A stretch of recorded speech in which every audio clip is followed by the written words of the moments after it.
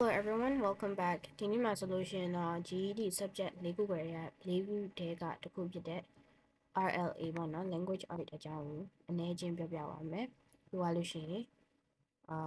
main idea နဲ့ details lesson 1 main idea details အကြောင်းပြောသွားမယ်ပေါ့နော်။ဆိုတော့ပထမဦးဆုံးပြောချင်တာက RLA test က minute ပေါင်း total ဆိုရင်150 minute လောက်ကြာတယ်။အဲ့မှာတော့ part 1 part 2 part 3ဆိုပြီး3ခုခွဲထားမယ်ပေါ့နော် part 1ကကြတော့အဓိက reading ပါမယ် language ပိုင်းကို emphasize လုပ်တဲ့မေးခွန်းလေးပါမယ် approximately 35 minute ရှိမယ်ပေါ့နော် part 2ကကြတော့သူက45 minute ပေးထားမယ်ကိုက essay ရေးပေးရမယ်ဘယ်လိုမျိုးလဲဆိုတော့သူကမတူညီတဲ့ view point နှစ်ခုကရေးထားတဲ့ essay နှစ်ခုကိုကိုကဘယ်တစ်ခုကဘာကြောင့်ဘယ်ချက်တွေကြောင့်ပူတာသွားပါတယ်အဲ့လိုမျိုးပုံစံမျိုးနဲ့ကိုရဲ့ own idea နဲ့ရေးပေးရတဲ့ဟာပေါ့နော်ပြီးတော့အဲ့ဒါနဲ့သူ break 10 minute လောက်ပေးလိုက်မယ် part 3မှာကျတော့ grammar ပိုင်းနေများမယ်အဲ့လိုမျိုးပေါ့ reading ပိုင်းနေလည်းအများကြီးရှိလိမ့်မယ်ပေါ့နော်ဆိုတော့ approximately 60 minute ပေါ့နော်ဆိုတော့ part 3က part 1ထပ်ပို့ပြီးတော့ခက်လိမ့်မယ်ဆိုတော့ content focus ကိုကြည့်တာ content focus က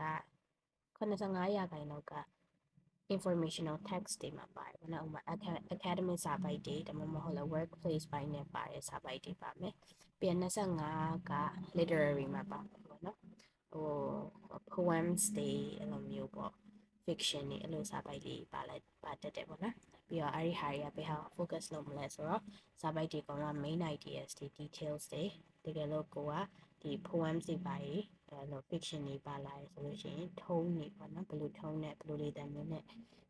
ရေးထားတယ်ဘယ်လို intention မျိုးနဲ့ရေးထားတယ်ဆိုတဲ့ဟာတွေကိုကိုကခွဲပြတတ်ကြမယ်ပေါ့နော်နောက်တစ်ခု grammar နဲ့ grammar နဲ့ structure ကတော့သူကဒီ parallel structure တွေပေါ်မှာ focus လုပ်ထားမယ်ပြီးတော့ modifier တွေဘယ်လိုမျိုးနေရာလွဲမှားပြီးတော့ထားလဲပေါ့အဲ့ဒါကြီး modifiers တွေကိုကသိရမယ်ပေါ့နော်ပြီးနောက်တစ်ခုက punctuation comma တို့semicolon တို့အဲ့ဒါတွေကိုစနစ်တကျဘယ်လိုထည့်တတ်ပါမလဲပေါ့နော်ဆိုတော့နောက်တစ်ခု question type ကကြတော့ drag and drop ကကြတော့ဒီလိုတစ်ခုကိုယူပြီးတော့ fit ဖြစ်တဲ့ category ထဲမှာထည့်ပေးရတာပေါ့နောက်တစ်ခု fill in the blank ရှိမယ် fill in the blank ကကြတော့အလုံးသိရတဲ့အတိုင်းပဲ blank ထဲမှာဖြည့်ရတာပေါ့နောက်တစ်ခု scenario based question အဲ့ဒါတော့ comprehension question တွေတော်တော်များများကိုပြောချင်တာပေါ့နော်ဆိုတော့ scenario based ဆိုတဲ့အတွက်ကြောင့်မလို့ကိုဆိုဘယ်လိုလုပ်မလဲ critical thinking ပိုင်းနဲ့ဆိုင်တဲ့မိခွန်းတွေအများကြီးပါတယ်ဟို scenario based question လို့သတ်မှတ်လို့ရတာပေါ့နော် okay ဆိုတော့ teacher တို့ lesson 1ကိုစကြည့်လိုက်ရအောင် lesson 1က main ideas နဲ့ details ဒါကအရင်အရေးကြီးပါတယ် teacher တို့ဒီ RLA ကဟို social studies နဲ့ကော science နဲ့ဆက်ဆက်နေတဲ့ဘာသာတစ်ခုဖြစ်တယ်ပေါ့နော်ဘာဖြစ်လဲဆိုတော့ teacher တို့ဒီ social study ရော science ကော RLA ရောအကုန်လုံးကဒီ reading passage တွေများတယ်ဖတ်ပြီးတော့ comprehension သဘောမျိုးဖြေရတဲ့အတွက်ကြောင့်မလို့ဒီ RLA ကအချုပ်လို့ပြောလို့ရတယ်ပေါ့နော်အဲ့ဒီထဲမှာ main ideas နဲ့ details ကိုကိုကသိလို့ရှိရင် social science လည်းsocial study လည်းဖြေတတ်တယ် science လည်းဖြေတတ်မယ်ပေါ့နော်ဆိုတော့အရင်ဆုံး teacher main idea ကပါလေ main idea ကကြစာပိုက်တစ်ခုရဲ့အရေးကြီးဆုံး point ကို main idea လို့ခေါ်တယ်ပြီးတော့နောက်တစ်ခုတခါလေကျတော့ main idea directly ရေးထားတာရှိတယ်လို့ဒါပေမဲ့နောက်တစ်ခါတချို့ဟာတွေပေါ့နော်တချို့ဟာတွေကျတော့လည်းတွဲဝိုင်းပြီးတော့ရေးထားတာရှိနေမှာအဲ့ခါကျတော့ကိုယ့်ရဲ့ thinking ကိုသုံးပြီးတော့သူကဘာရေးချင်တယ်ဘာလို့ဆိုလိုချင်တယ်ဆိုတဲ့ဟာကိုစဉ်းစားပြရတဲ့ဟာမျိုးလည်းရှိလိမ့်မယ်နောက်တစ်ခု supporting details ကကြတော့ main idea ကအဲ့ဟာကိုထောက်ပံ့ပေးတဲ့ details တွေအများကြီးပေါ့နော် main idea ကိုရှင်းပြပေးတဲ့ details တွေကို supporting details လို့ခေါ်ရပါနော်ဆိုတော့ main idea က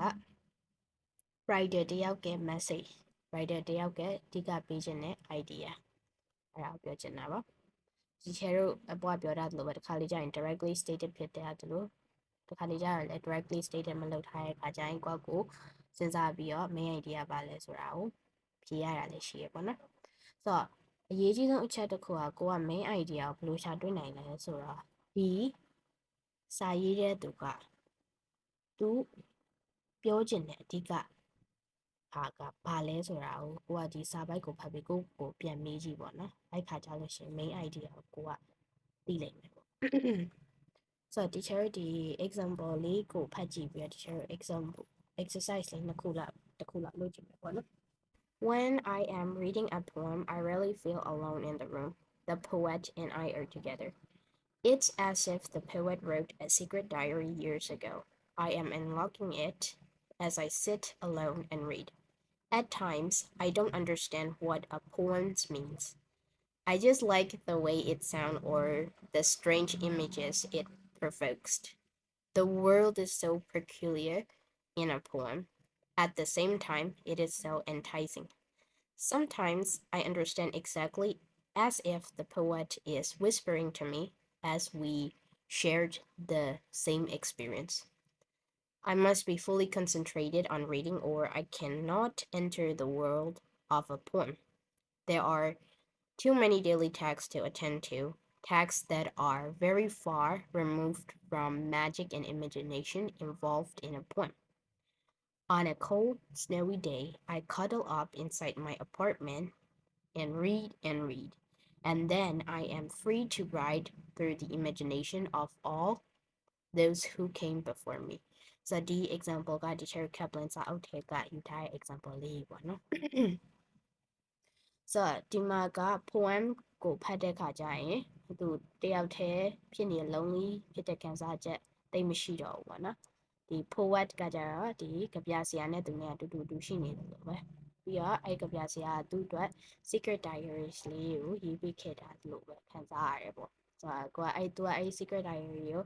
ဒီတဖြည်းဖြည်းနဲ့ဖတ်ရင်းနဲ့ unlocking လုပ်နေရလို့ခံစားရတယ်ပြီးတော့ at times I don't understand what poem means အချိန်တော်တော်များများတော့ဒီ poem ကဘာလို့ဆိုလို့ကျွန်မသိမနေဘူးသူကဒီ the way it sound or the strange images it provokes ဒီသူဒီအတန်ထွက်လေးတွေကိုကြိုက်လို့ဒါမှမဟုတ်လဲဒီ poem မှာပါတဲ့ထူးဆန်းတဲ့ပုံရိပ်တွေပေါ့နော်ပြသထားတဲ့ပုံရိပ်တွေကိုကြိုက်လို့ပေါ့အားကြောင့်ပဲဖတ်တာလည်းပါတယ်ပေါ့ so the world is so peculiar in a poem so ကဘာကြီးကကဗျာမှာကဗျာတစ်ပုဒ်ထဲမှာဆိုအရင်ထူးဆန်းတယ်အရင်ထူးကြရပေါ့နော် teacher တို့တခု advice ပေးချင်တာပေါ့နော်ကိုမသိရစကားလုံးနဲ့ဆိုရှင်ရှာပြီးတော့အတိတ်ပဲကိုတခုတည်းတိကျမှမှတ်ထားပါနဲ့ဘာဖြစ်လို့လဲဆိုတော့ teacher ကစကားလုံးတော်တော်များများ context ကိုကြည့်ပြီးတော့အတိတ်ပဲ slightly ပြောင်းသွားတာအများကြီးရှိရမှာနော် teacher ကဒီစာပိုက်ကိုကြည့်ပြီးတော့စာပိုက်အလိုက်အတိတ်ပဲဖွင့်ဆိုရတဲ့စကားလုံးတွေလည်းရှိရမှာနော်အဲ့ဒါလေးတခု remind လုပ်ချင်တယ်ပြန်နောက်တစ်ခု at the time it is so enticing so at the same time တခါတည်းမှာဒီအရင်စိတ်လှုပ်ရှားပြီးပြောစရာကောင်းတဲ့ပုံစံမျိုးဖြစ်နေတယ် Sometimes I understand exactly as if the poet is whispering to me တခါလေကြတော့လေဟိုသူ့ကိုစာရေးတဲ့သူကသူ့နားကိုကပ်ပြီးတော့လာပြီးပြောနေတယ်လို့ပဲနားလေသူ experience တူပဲဝေမျှနေတယ်လို့အဲ့လိုတောင်မှနားလေရပါနော် So I must be fully concentrated on reading, or I cannot either enter the world of poem. အဲ့လိုမျိုးနားလည်ဖို့ဆိုလို့ရှိရင်သူကလုံးဝစိတ်ကိုညှစ်ထားရမယ်နော်မဟုတ်ရင်နားမလည်ဘူးပြောချင်တာလို့ပါပဲ There are too many daily tasks to attend to, tasks that are very far removed from the magic and imagination involved in a poem. So သူကပြောချင်တာကဒီနေ့တိုင်းလုပ်နေရတဲ့လုပ်ငန်းစင်တာတွေလုပ်ငန်းတာဝန်တွေပေါ့နော်အဲ့ဒါကြီးကြောင့်ဒီ poems ကသူ့ရဲ့ထူးဆန်းတဲ့ magic တွေ imagination တွေသူစီက remove လုပ်ခံလိုက်ရတယ်ပေါ့နော်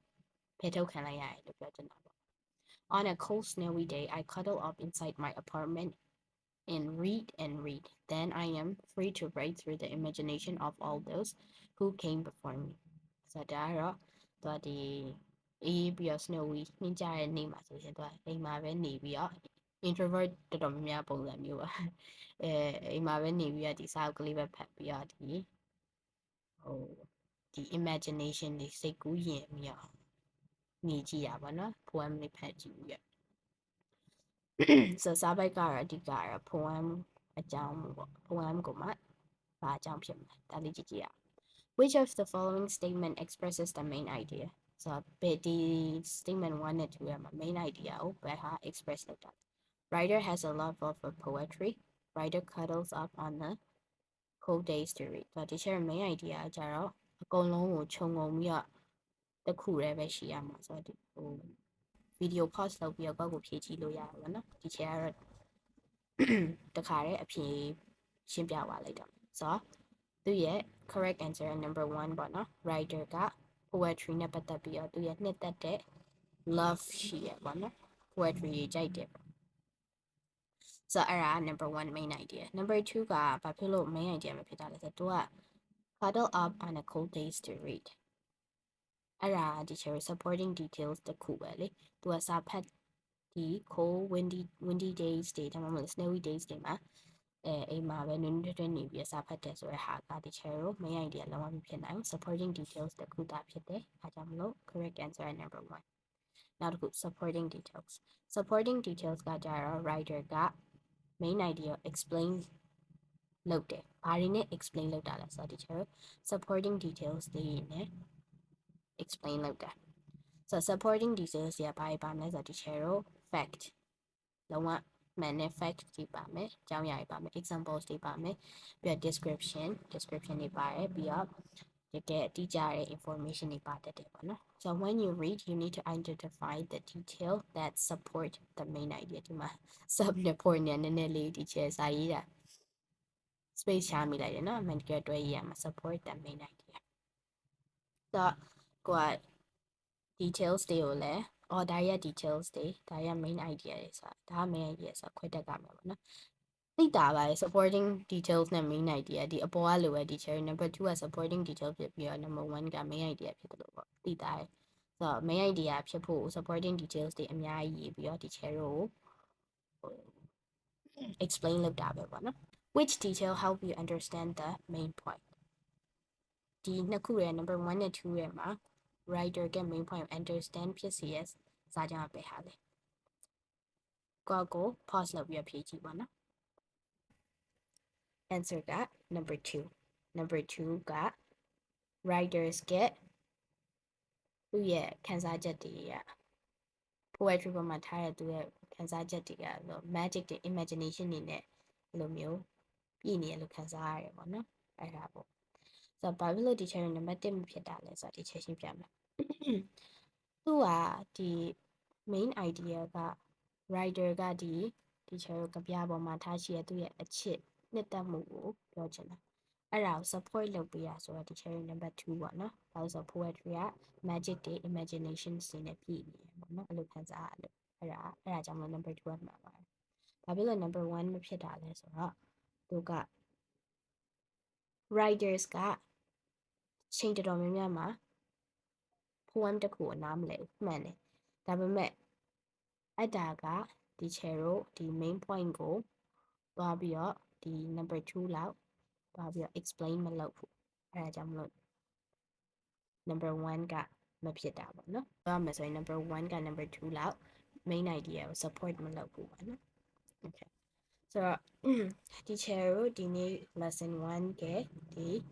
RLA test format လေးကိုရှင်းပြသွားရပါတော့အနောက်က background noises တွေပြီးတော့ teacher စကားပြောမှာသွားတဲ့ဟာလေးလည်းရှိမှာပေါ့နော် video ဆိုနည်းနည်းလေး exciting ဖြစ်နေလို့ဖြစ်တာလေးရှိမှာအဲအကြောင်းမို့လို့အားလုံးကိုအဲ့ဟာတွေအတွက်အဆင်မပြေမှုတွေအားလုံးအတွက်ရှိသွားကြလို့ရှိရင်တောင်းပန်ပါတယ်နော်ဆိုတော့ teacher ကို suggest ပေးလို့ရတယ်မသိရမေးလို့ရတယ် okay ဆိုတော့နောက် lesson မှာပြန်တွေ့ကြရအောင် bye bye